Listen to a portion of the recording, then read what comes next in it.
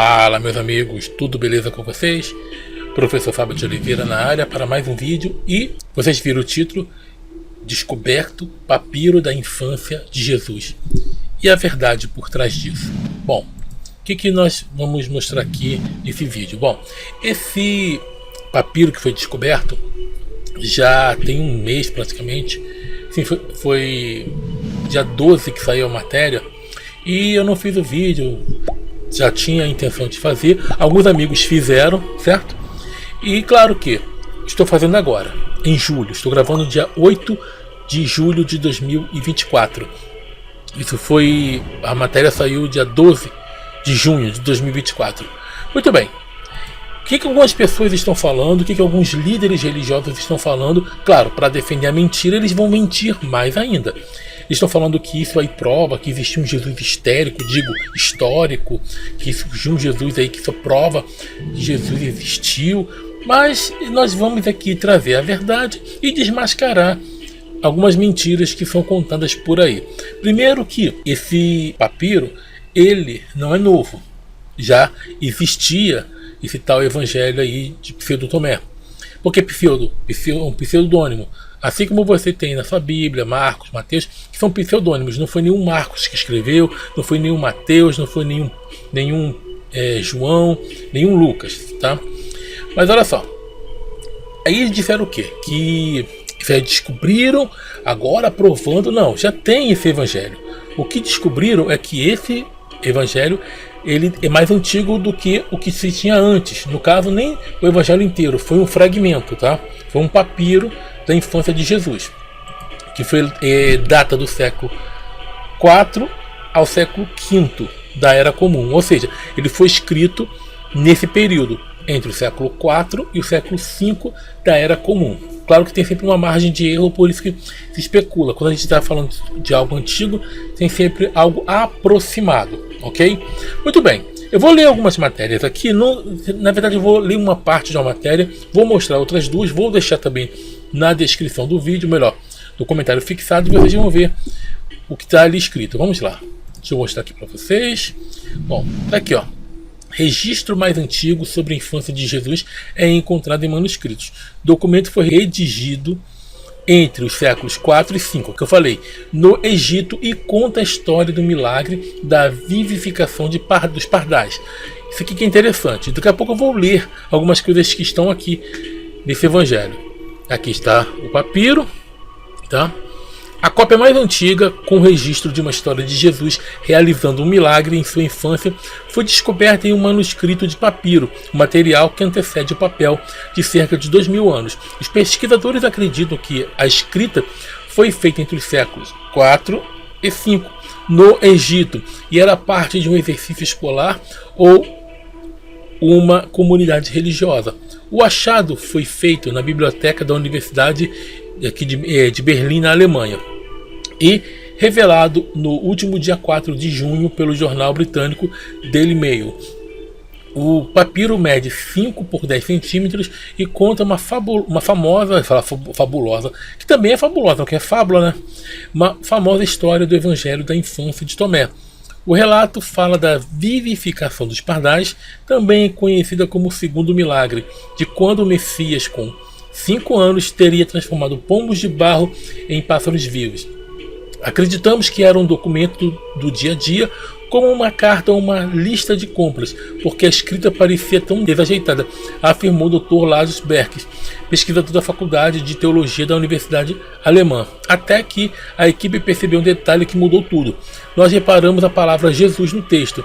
Então, comparando com vários outros papiros digitalizados, o deciframos letra por letra e concluímos que não se tratava de um documento qualquer, disse. O Evangelho da Infância de Tomé descreve a vida de Jesus dos 5 aos 12 anos e foi escrito durante o século II, como uma forma de preencher as lacunas a respeito desta época da sua vida. No entanto, ela foi omitida da Bíblia por ser considerada inautêntica. Bom, deixa eu falar algumas coisas para vocês. Aqui está, ó, outra matéria, ó. Brasileiro descobre manuscrito inédito sobre a vida de Jesus. Não é inédito, tá? Não é inédito. já existia. Aqui eles querem fazer sensacionalismo. Não. E aqui, ó, papiro da Biblioteca Alemã revela um Jesus diferente. Bom, eu vou explicar um pouquinho sobre isso aqui. Vou deixar essas outras matérias e vocês podem ler. O que acontece? Volta para mim aqui. Daqui a pouco eu vou mostrar a tela para vocês. O que acontece aqui, gente? Esses pesquisadores tinham esse material digitalizado, certo? E estava lá esquecido. E de repente eles começaram o quê? A olhar esse material e viram um detalhe nesse papiro que estava digitalizado e viram a palavra Jesus. Começaram a traduzir e viram que se tratava de um evangelho que já existe. Esse evangelho já existe. E depois eles anunciaram. Simples assim. Certo? Agora, isso prova a existência de um Jesus? Não. É só mais uma obra que fazia parte de vários escritos que foram deixados de lado. Agora, alguns detalhes que nós temos que falar aqui. Você pode ver que o papiro foi encontrado onde? Ele é do Egito, certo? Ele foi escrito ali no Egito. E, claro, como eu mostrei aqui em outros vídeos, onde muitos manuscritos foram encontrados no lixo. No lixo.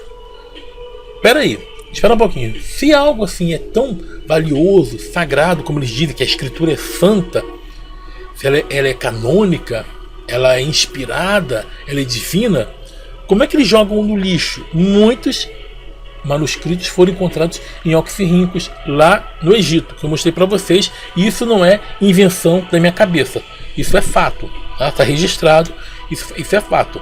Agora, mais uma prova de que se esse evangelho fosse inspirado, fosse algo divino, de um Messias, teria que vir dos judeus, não do Egito.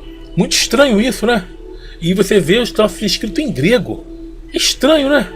Por quê?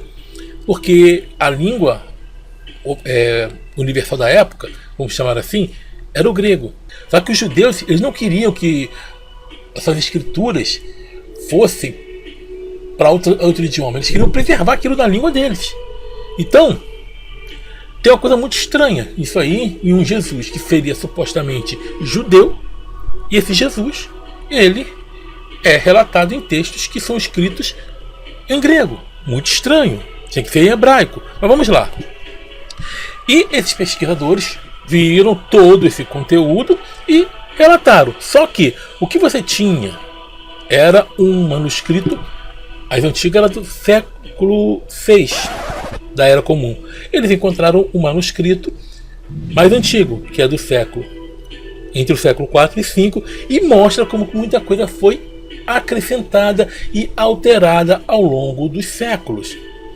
E agora, isso aqui faz parte de um evangelho chamado apócrifo, já que eles dizem que isso aqui prova um Jesus histórico. Peraí, então coloque na Bíblia, porque é considerado apócrifo pelos concílios. Só que uma coisa que é interessante. Como é que foi feita a tal canonização? Porque a canonização, ela é humana. Ela é uma prática, melhor, ela é um processo humano. Não é divino. O Espírito Santo não chegou ali, não orientou nada, não organizou, não inspirou, não agiu nos bastidores, nada. Foi simplesmente o clero que, com seus representantes, que decidiram o que ia fazer parte e o que não ia fazer parte. Tanto que foi um embate ao longo de vários séculos. Nós tivemos vários concílios. Alguns deixavam um livro de fora, depois colocaram um livro que estava fora. Não, agora nós decidimos que ele vai ser inspirado. E livros que faziam parte dos primeiros códices, que faziam parte do primeiro cano, o que eles fizeram? Depois tiraram. Então, como é que é feita essa canonização? É feita de acordo com a conveniência do clero. É assim que aconteceu. E vou mostrar outra coisa para vocês.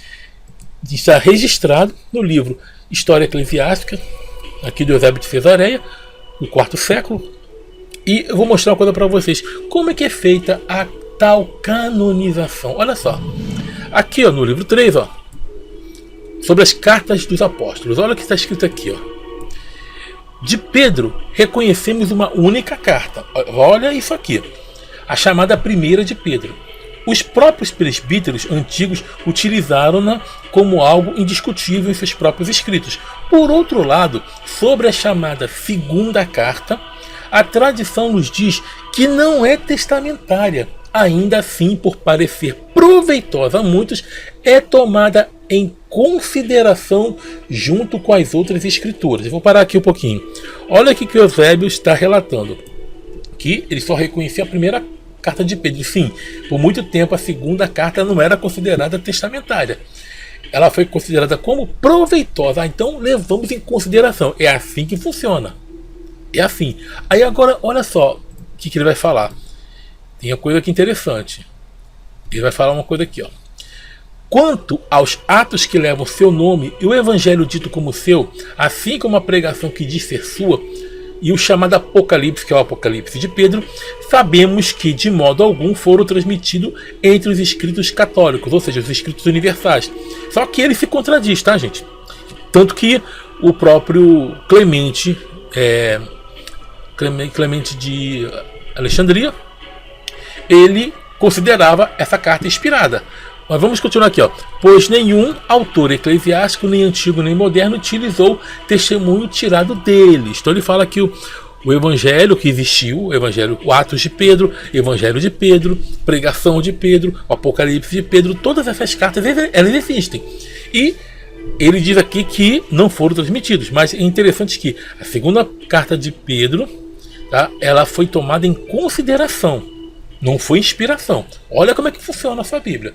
Agora nós vamos ver aqui a contradição do Eusébio. Olha o que ele fala aqui. Nas hipotiposes, tá? Que é o Clemente aqui, ó. Clemente de Alexandria. E esse camaradinho aqui, né? Que é o pai da igreja, um dos pais da igreja, né? Para resumir, Clemente dá algumas explicações precisas da escritura testamentária inteira. Coisa que ele falou que não tinha dado, mas ele acaba se contradizendo.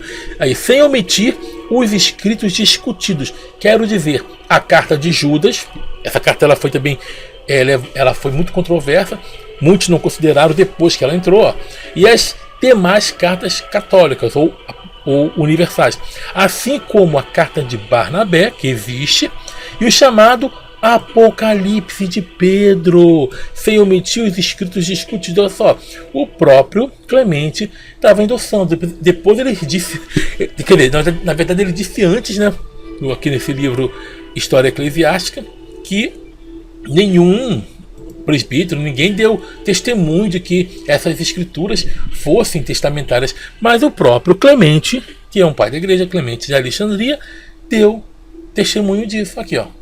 Aqui no próprio livro dele, tá? Ele caiu em contradição, caiu. Mas olha só, é assim que funciona. Aí você volta aqui, onde eu mostrei para vocês, tá? Que, ó, a segunda carta, a tradição nos diz que não é testamentária. Que primeiro surge a tradição, depois que vem a escritura. Não diz que, ó, nos diz que não é testamentária, ainda assim por parecer proveitosa. Parece proveitosa a muitos. Então vamos deixar em consideração. É assim que surgiu a Bíblia, tá? O que está aqui, meu filho, o que está aqui, vou voltar para mim aqui. O que está aqui, nesse livrinho, tá? Foi conveniência, tá? Foi o quê? Foi tomado em consideração. Está aqui. Mas existe também aquilo que está aqui, ó, e que foi deixado de fora. Eu tô passada, chocada. Meu Deus. Foi deixado de fora. Então eu vou ler um pouquinho, já que eles falam que esse evangelho, ele traz a prova da existência de Jesus. Só que o Jesus que é descrito nesse evangelho, nesse papiro, é um Jesus do mal. Vixe Maria. Vixe Nossa Senhora. Eu tenho medo. Tô com medo. É um Jesus X-Men. Vocês vão ver aqui o que está escrito. E que isso aqui não é novidade para quem estuda, certo? E para muitos líderes religiosos, eles sabem dessa escritura aqui. Eles sabem do que está aqui registrado, dessa história de Jesus. Inclusive eu tenho um vídeo aqui chamado O Exterminador Sem Futuro, que eu falo sobre isso aqui. Só que na época eu não tinha um livro físico, eu peguei o livro em PDF mesmo, mas eu fiz o vídeo, está aí. E eu vou ler aqui de novo para vocês, não vou colocar na tela, só vou ler Certo? Tá bom. E vocês vão acompanhar aí o que diz esse tal evangelho. Vamos lá, gente? Vamos lá. Olha só, vou ler algumas partes, então tenha paciência que o vídeo não vai ser rápido. Tem que explicar, então tem que explicar bem. Não posso fazer um vídeo aqui só de 5 minutos, 10 minutos. Não dá. Olha só. Eu, Tomé, israelita, julguei necessário levar ao conhecimento de todos os irmãos descendentes dos gentios a infância de nosso Senhor Jesus Cristo, e tantas quantas maravilhas ele realizou depois de nascer em nossa terra. O princípio é como segue. Bom, olha só. Eu julguei necessário. Lembra que... tá vendo? Isso aí não, mostra que não é inspirado. Pois é, né? Mas vamos ver o que diz aqui em Lucas. Vamos ver? Olha só o que diz aqui em Lucas, gente. Evangelho que está aí canonizado. Olha aqui, ó. Quase a mesma coisa, ó. Olha aqui, ó. Tendo, pois, muitos empreendido por em ordem a narração dos fatos que entre nós se cumpriram, segundo nos transmitiram os mesmos que os presenciaram desde o princípio e foram ministros da palavra, pareceu-me também a mim conveniente, descrevê-los a ti, ó excelentíssimo Teófilo, por sua ordem, havendo-me já informado minuciosamente de tudo desde o princípio. Olha só como é que começa o Evangelho de Lucas. Foi como? Foi por conveniência. Foi por inspiração. O próprio livro diz que foi por conveniência. O próprio autor aqui. E aí as pessoas dizem que isso aqui é sagrado, né? Bom, Fábio, então isso aqui não é sagrado? Então isso aqui não é também. Tá? Porque segue o mesmo princípio. Mas vamos voltar aqui e continuar lendo aqui o que está escrito, tá, nesse evangelho e o que eles escondem de você. Olha só, capítulo 2. Este menino Jesus, que na época tinha 5 anos, encontrava-se um dia brincando no leito de um riacho. Olha isso, gente. Depois de haver chovido. E represando a correnteza em pequenas poças, tornava-as instantaneamente cristalinas, dominando-as somente com a sua palavra. O cara é poderoso, né? Olha isso. Fez depois uma massa mole com barro e com ela formou uma dúzia de passarinhos. Era então um sábado e havia outros meninos brincando com ele. Porém, um certo homem judeu, vendo o que Jesus acabara de fazer num dia de festa, foi correndo até seu pai, José, e contou-lhe tudo. Olha, teu filho está no riacho, e juntando um pouco de barro, fez uma dúzia de passarinhos, profanando com isso o dia do sábado. José veio ter ao local e, ao vê-lo, ralhou com ele, dizendo: por que fazes no sábado o que não é permitido fazer? Várias vezes você vai ter isso no evangelho também, os evangelhos que chamam de canonizados. Porque fazes o que não é lícito fazer. Só que isso aqui decidiram, não, isso aqui vai pegar pesado para a imagem desse personagem que estamos criando. Então tira daí. Mas muita coisa você vê que está aqui, ó. Isso aqui, ó. Por que fazes o que não é lícito? Isso está no evangelho. Se isso aqui é apócrifo, lembrando, eu estou falando assim, é a linguagem que eles usam. Porém, não existe nada de apócrifo nem sagrado, tá, gente? Tudo é o que? Uma elaboração humana ou um processo humano. Só isso. Aí o que eles fizeram? Aquilo que eles não gostavam, aquilo que eles rejeitavam, chama de apócrifo. Fala que é espúrio, fala que não é inspirado. Aquilo que é legal, que a gente gosta, é sagrado, é canônico, é inspirado. É assim que eles fazem, certo? Então, continuando. Aí, olha só. Mas Jesus, batendo palmas, dirigiu-se às figurinhas, ordenando-lhes: voai. E os passarinhos foram todos embora, gorjeando. Ou seja, ele bateu as palmas, os passarinhos ali de barro criaram um vídeo e saíram voando. Olha isso, gente. Vamos lá. Os judeus, ao verem isso, encheram-se de admiração e foram contar aos seus superiores o que haviam visto Jesus fazer. Capítulo 3. Encontrava-se ali presente o filho de Anás, o escriba, e teve a ideia de fazer escoar as águas representadas por Jesus, usando uma planta de vime. Ante essa atitude, Jesus indignou-se e disse: malvado, ímpio e insensato, será que as poças e as águas te estorvavam? Ficarás agora seco, como uma árvore, sem que possa dar folhas, nem raiz, nem frutos. Imediatamente o rapaz tornou-se completamente seco, e os pais pegaram o infeliz, chorando a sua tenra idade, e o levaram ante José, maldizendo por ter um filho que fazia tais coisas. Olha isso. escoou a água que Jesus tinha represado. E o que ele fez? Fez o menino ficar seco. Vai credo, é. Entendeu? Alguém irritava esse Jesus e ele ficava irado. É o exterminador sem futuro, isso aqui. Claro que eles vão colocar isso na Bíblia, não vão. Por que o Apocalipse de João ficou de fora? Porque ali temos uma ameaça de Jesus, tipo assim, ele não faz, mas fala que vai matar as pessoas. Ele fala isso, tá lá. Depois eu vou colocar aqui o versículo, tá? Vai ferir de morte, o Jesus falando isso. Tá na tua Bíblia. Por muito tempo eles discutiram a autenticidade de Apocalipse de João por causa disso. Porque o próprio livro tira a divindade de Jesus. Sim, o livro de João, ou melhor, o Evangelho não, o Apocalipse de João, ele tira a divindade de Jesus, porque ele fala que é a revelação que Jesus recebeu de Deus. Entendeu? Então já tira a divindade dele. Mas vamos continuar aqui. Tem mais coisas. Capítulo 4, ó.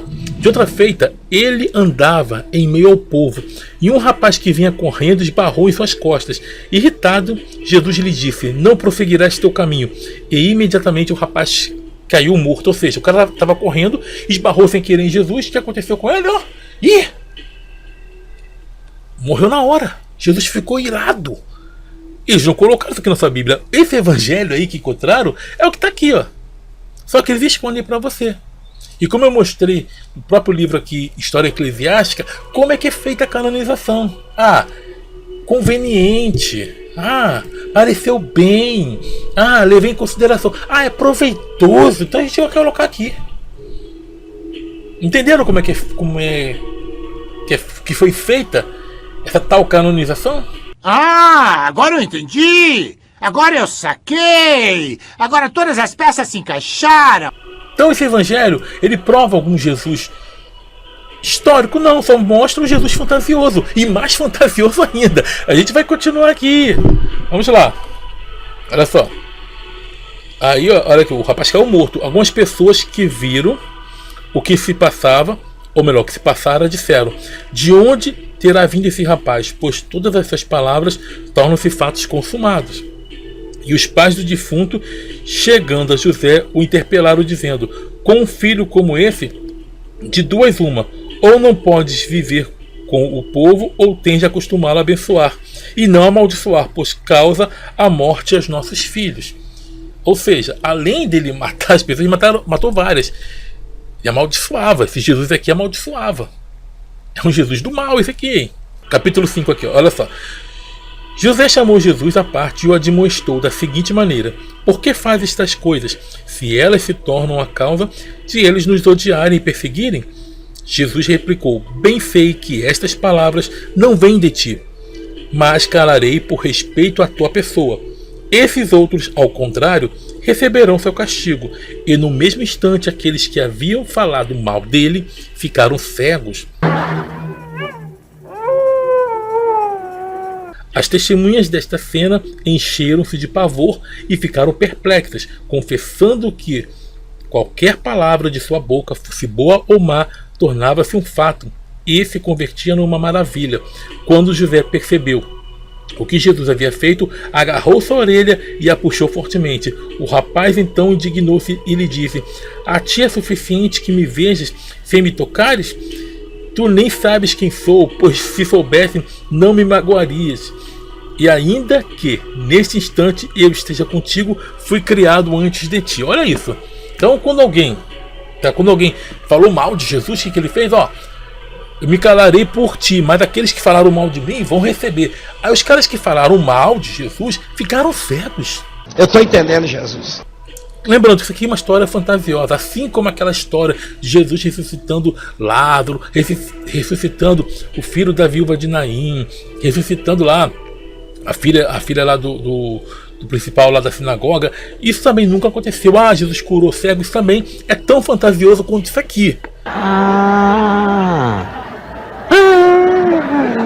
Certo? É tão fantasioso quanto isso aqui. Mas eu estou te mostrando o que está escrito aqui. Esse evangelho já existia, não foi descoberta. Ah, é uma coisa nova. Não. O que descobriram foi apenas que é mais antigo daquele que já era conhecido, que já está aqui, ó, já existe. Tá? Só que, claro, foi considerado que apócrifo. Vou continuar aqui. Deixa eu ver. Tá. Aqui, ó, capítulo 8, vamos pular um pouquinho. E, enquanto os judeus se entretinham em dar conselhos a Zaqueu, o menino pôs-se a rir com muita vontade e disse: frutificai agora vossas coisas e abrir os olhos à luz, os cegos de coração. Vim de cima para amaldiçoar-vos. Olha isso. Esse Jesus veio para amaldiçoar, né? E depois chamar-vos para o alto, pois esta é a ordem daquele que me enviou por vossa causa.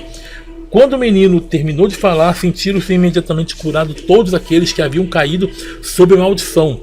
E desde então ninguém ousava irritá-lo para que ele não amaldiçoasse ou viesse a ficar cegos. Ou seja, esse menino vem amaldiçoar e depois abençoar. É bipolar, né? É bipolar. Mas o que aconteceu aqui? Agora aqui acontece uma cura. Aí você vai ver ele desafiando os professores, fazendo os caras ficar cego, matando, amaldiçoando. E aí tem aqui, ó, capítulo 14, versículo 2. Finalmente Jesus lhe disse: se és mestre de verdade e conheces perfeitamente as letras, diz-me qual é o valor de alfa, e então te direi qual é o valor qual o de beta. Irritado, o professor então bateu-lhe na cabeça. Quando o menino sentiu a dor, amaldiçoou, e imediatamente o professor desmaiou e caiu de bruços no chão. O jovem voltou para a casa de José. Este encheu-se de pesar e disse a Maria que não deixasse sair de casa, porque todos aqueles que o aborreciam vinham a morrer. Tá? Capítulo 16. Certa vez, José mandou seu filho Tiago juntar lenha e trazê-lo para casa. O menino Jesus acompanhou, mas aconteceu que, enquanto Tiago recolhia os gravetos, uma cobra picou-lhe a mão. Tendo caído no chão, ficou completamente largado e, estando já para morrer, Jesus se aproximou e assoprou a mordida. Imediatamente desapareceu a dor, a cobra explodiu e o Tiago recobrou imediatamente a saúde. Olha só, crime ambiental, né? Cara, bastava apenas da vida ressuscitar, já que tinha esse poder, essa historinha, bastava apenas ressuscitar ali o irmão dele. Mas não, ele vai e faz a cobra explodir. Olha só, cara, que esse Jesus maluco. Esse Jesus aqui é bipolar. Tem mais um aqui que eu pulei e vou mostrar pra vocês aqui. Capítulo 9, eu pulei esse aqui, ó. Dias depois, encontrava-se Jesus brincando num terraço, e um dos meninos que estavam com ele caiu do alto e morreu. Os outros, ao verem isso, foram-se embora e somente Jesus ficou. Depois chegaram os pais do morto e puseram a culpa nele. Dele quem? Jesus, né? Mas Jesus lhes disse: não, eu não o empurrei, mas eles o maltrataram. Jesus então deu um salto de cima do terraço, vindo a cair junto ao cadáver. Ele deu um pulo de lá de cima, tá? E caiu lá perto do cadáver. É um império, né? Ou seja, um X-Men esse aqui, né? Olha só. E pôs-se a gritar bem alto: Zenon, assim se chamava o menino. Será que era o seu barriga? Meu nome completo é Zenon Barriga I Pesado. Vamos lá. Levanta-te e responde-me: fui eu quem te empurrou? O morto levantou-se num instante e disse: não, Senhor, tu não me jogaste, porém me ressuscitaste. Ao ver isto, ficaram consternados todos os presentes, e os pais do menino glorificaram a Deus por aquele maravilhoso feito e adoraram a Jesus. Gente, vou parar aqui, tá? Você viu aqui no o capítulo 16, você tem ali ele ajudando o irmão dele, Tiago, né? Foi mordido por uma serpente. Aí ele assopra, o menino fica bem, ressuscita, né? E a cobra explode. Gente, esse Jesus aqui é maluco, tá? Esse Jesus é maluco que tá aqui. Então, é só mais uma historinha fantasiosa desse livrinho aqui, ó. E no caso aqui são partes que ficaram de fora, tá? Mas o que tá aqui também são fantasias, assim como a multiplicação dos pães, a ressurreição, tudo isso aí, esses milagres aí, tudo história da carochinha. E aqui nesse papiro é só mais um relato disso, tá? Então não é prova nenhuma de Jesus histórico. Por quê? Porque faz parte do mesmo conjunto daqui, ó, mesmo conjunto. Só que um belo momento os caras se reuniram e falaram: não, isso aqui não vai fazer parte não, a gente vai deixar de fora, vamos colocar somente o que está aqui. Mas o que está aqui, ó, fazia parte, tá? Só que, claro, eles tiveram que ter muito embate para poder colocar aquilo que o povo deveria aceitar e aquilo que eles queriam que o povo acreditasse. Só isso, tá? Então, gente, respondendo a pergunta de muitos, não, esse achado aqui, ele não vai provar a existência de nenhum Jesus, nem o Jesus da fé, nem o Jesus histórico. É só mais uma parte de um conjunto de fantasias. E que já existia esse livro, os manuscritos já existiam, só encontraram um mais antigo. Apenas isso, ok? Então, gente, estudem, não vá na conversa de líder religioso, porque o líder religioso, ele vai sempre lidar com a mentira para te manter no engano. Essa é a verdade. Ele vai te manter no engano sempre. Ele nunca vai pegar e trazer uma verdade para você. Não, ele vai dizer que não, ó, isso aqui, porque isso aqui era espúrio, isso aqui isso aqui era apócrifo, isso aqui era heresia, mas isso aqui é sagrado, tá? Eles nunca vão te contar isso que eu te contei. Eles nunca vão te mostrar, por exemplo, ali o livro do Eusébio de Cesaré, e mostrar como é que foi feita a canonização, como eu mostrei para vocês. Porém, o que eles vão fazer? Nos seminários eles vão falar isso, só que vão ser impedidos de falar isso na igreja. Porque se ele falar isso na igreja, ele é expulso. Porque se a pessoa souber a verdade, ela cai fora. Ela cai fora, ela percebe a farsa. Então, se você quer acreditar, ok, é uma decisão sua. Mas aqui, como eu falei em vários vídeos, não é canal de culto. Aqui é um canal para trazer o que? Informação séria, para trazer ensino, para trazer reflexão, para trazer a verdade e não a fé. Se você quer ter sua fé, pode ter sua fé, não tem problema. Mas aqui eu não vou endossar fantasias. Então vou mostrar o que é a realidade. Certo? Mesmo que a gente lide com textos fantasiosos, nós temos que o quê? Temos que trazer a verdade por trás deles. A história que está relacionada à existência e à criação desses textos. O processo de formação. Isso que nós vamos trazer aqui. Então, esse Jesus, ele realmente matou alguém? Claro que não, porque isso aqui é fantasia. Ninguém pode falar para passarinhos de barro, de argila, saírem voando e criar vida, porque isso não vai acontecer nunca. Certo? Se alguém fizer isso, gente, procure um psiquiatra, porque ela está com um problema grave. Gravíssimo, ok? Então é isso, gente. Vou parar por aqui, tá? E deixar aí para vocês. Leiam. Eu vou deixar também o vídeo que eu fiz antes. Um vídeo até um pouquinho antigo, mas eu falo para vocês. Vão lá, curtam, comentem, assistam tudo para ajudar também, porque você vai ajudar o canal. Se você assistir os vídeos antigos, também você vai ajudar o canal. Que é O Exterminador Sem Futuro. Eu vou deixar aí no comentário fixado, ok? Então é isso. Quer fazer parte do clube de membros para me ajudar? Faça parte do clube de membros. Deixe aí também o valeu demais, tá? E também tem superchat, super stick nas lives e nas estreias. Ah, você não tem cartão de crédito para ajudar com superchat? Então deixa um pix, vai ficar aí o meu pix. E também tem o Apoia-se, ok? Então é isso. Estamos juntos pela propagação do conhecimento. Sucesso a todos e ó, tchau, tchau. Diferente das faculdades, as igrejas é um lugar onde as pessoas se reúnem para compartilhar ignorância. Os cristãos esperam Jesus voltar, dizem que ele vai voltar e ele nunca volta. Sabe por quê? Porque quando ele morreu e subiu para o céu, provavelmente ele deve estar preso à órbita de algum planeta pela força gravitacional. E agora está lá, rodando, sabe Deus até quando. Vai voltar nunca.